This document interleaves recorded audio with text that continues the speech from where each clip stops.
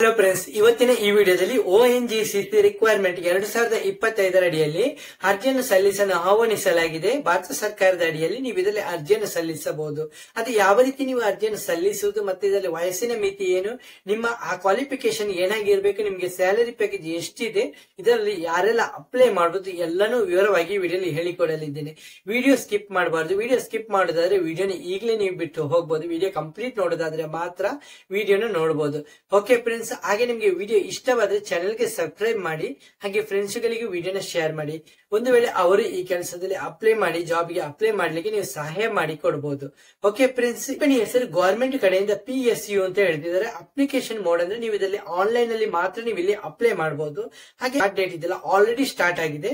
ಮತ್ತೆ ಇದರಲ್ಲಿ ಯಾವಾಗ ಎಂಡ್ ಆಗುತ್ತೆ ಅಂತ ಇನ್ನೂ ಕೊಟ್ಟಿಲ್ಲ. ನೀವು ಅಂದ್ರೆ ವಿದಿನ್ 15 ದಿವಸದ ಒಳಗೆ ನೀವು ಅಪ್ಲೈ ಮಾಡಬೇಕಾಗುತ್ತೆ. ಮತ್ತೆ ಇದರಲ್ಲಿ ಅಪ್ಲೈ ಮಾಡುವಂತರು ಆಲ್ ಇಂಡಿಯನ್ ಮೇಲ್ ಮತ್ತೆ ಫಿಮೇಲ್ ಎಲ್ಲರೂ ಇದರಲ್ಲಿ ಅಪ್ಲೈ ಮಾಡಬಹುದು. ಯಾವುದೇ ರೀತಿಯ ಕಂಡೀಷನ್ ಇಲ್ಲ. ಓಕೆ, ಜಾಬ್ ಲೊಕೇಶನ್ ಅಕ್ರಾಸ್ ಇಂಡಿಯಾದಲ್ಲಿ ಎಲ್ಲಿ ಬೇಕಾದ್ರೂ ನಿಮ್ಗೆ ಪೋಸ್ಟ್ ಆಗಬಹುದು ಒಂದು ವೇಳೆ ನಿಮ್ಮ ಸೆಲೆಕ್ಷನ್ ಆದ್ರೆ.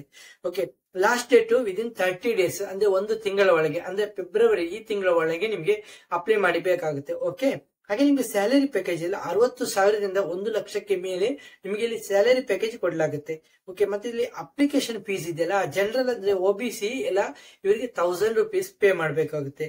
ಹಾಗೆ SC ST ಎಲ್ಲ ಇದೆಲ್ಲ ಅವರಿಗೆ ಇಲ್ಲಿ ಪೇ ಮಾಡುವಂತ ಅಗತ್ಯನೇ ಇಲ್ಲ. ಓಕೆ, ನೀವು ಒಂದು ವೇಳೆ ಸೆಲೆಕ್ಷನ್ ಅಂದ್ರೆ ನಿಮ್ಮ ಹಣನ ನಿಮಗೆ ಹಿಂದಿರುಗಿಸಲಾಗುತ್ತೆ. ಓಕೆ, ಹಾಗೆ ನಿಮಗೆ ವೇಕೆನ್ಸಿ ಡೀಟೇಲ್ಸ್ ಕೊಟ್ಟಿದ್ದಾರೆ. ಪೋಸ್ಟ್ ಫಿಸಿಸ್ಟ್ ಮತ್ತೆ AE ಅಂತ ಕೊಟ್ಟಿದ್ದಾರೆ. ಸೆಲೆಕ್ಷನ್ ಪ್ರೊಸೆಸ್ ಇದೆಯಲ್ಲ CBT ಮತ್ತೆ ಇಂಟರ್ವ್ಯೂ ವಿಧಾನದಿಂದ ನಿಮ್ಮನ್ನು ಸೆಲೆಕ್ಷನ್ ಮಾಡಲಾಗುತ್ತೆ.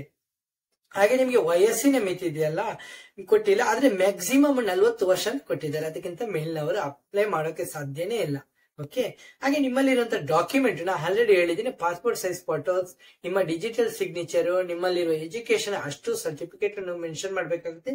ನಿಮ್ಮ ಕಾಸ್ಟ್ ಸರ್ಟಿಫಿಕೇಟ್ ಮತ್ತೆ ನಿಮ್ಮ ಏಜ್ ಪ್ರೂಫ್ ಸಹ ಮೆನ್ಷನ್ ಮಾಡಬೇಕಾಗುತ್ತೆ.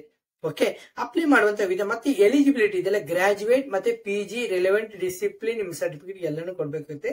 ಅಪ್ಲೈ ಮಾಡುವಂತ ಲಿಂಕ್ ಇದೆಲ್ಲ ನಿಮಗೆ ಕಮೆಂಟ್ ಬಾಕ್ಸ್ ಅಲ್ಲಿ ಕೊಡ್ತೀನಿ, ಇಲ್ಲಾಂದ್ರೆ ನಿಮಗೆ ಟೆಲಿಗ್ರಾಮ್ ಲಿಂಕ್ ಡಿಸಿಷನ್ ಕೊಡ್ತೀನಿ. ನೀವು ಅಲ್ಲಿ ವಿಸಿಟ್ ಮಾಡಿ ನನ್ನ ವೆಬ್ಸೈಟ್ ಗೆ ವಿಸಿಟ್ ಮಾಡೋದ್ರ ಮೂಲಕ ನೀವು ಅಲ್ಲಿ ಅಪ್ಲೈ ಮಾಡಬಹುದು.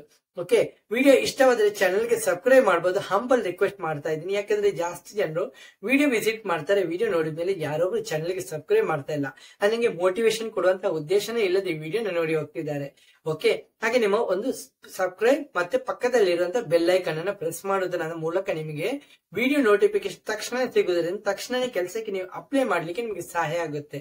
ಓಕೆ, ಹಾಗೆ ನಾನು ಟೆಲಿಗ್ರಾಮ್ ಲಿಂಕ್ ಜಾಯಿನ್ ಮಾಡೋದ್ರಿಂದಲೂ ನಿಮಗೆ ತಕ್ಷಣ ವಿಡಿಯೋ ಬಗ್ಗೆ ಜಾಸ್ತಿ ಮಾಹಿತಿ ನಿಮಗೆ ಸಿಗಲಿದೆ. ಓಕೆ ಫ್ರೆಂಡ್ಸ್, ನಿಮಗೆ ಈ ವಿಡಿಯೋದಲ್ಲಿ ಹೆಚ್ಚಿನ ಮಾಹಿತಿ ಬೇಕಾದ್ರೆ ನಿಮಗೆ ಕಮೆಂಟ್ ಬಾಕ್ಸ್ ಅಲ್ಲಿ ಕಮೆಂಟ್ ಮಾಡಬಹುದು, ನಾನು ನಿಮ್ಗೆ ಆನ್ಸರ್ ಮಾಡ್ತೇನೆ. ಓಕೆ, ನೆಕ್ಸ್ಟ್ ವಿಡಿಯೋದಲ್ಲಿ ಸಿಗುತ್ತೇನೆ ಫ್ರೆಂಡ್ಸ್. ಅಷ್ಟರವರೆಗೆ ಜೈ ಹಿಂದ್, ಜೈ ಕರ್ನಾಟಕ, ಜೈ ಭಾರತ್.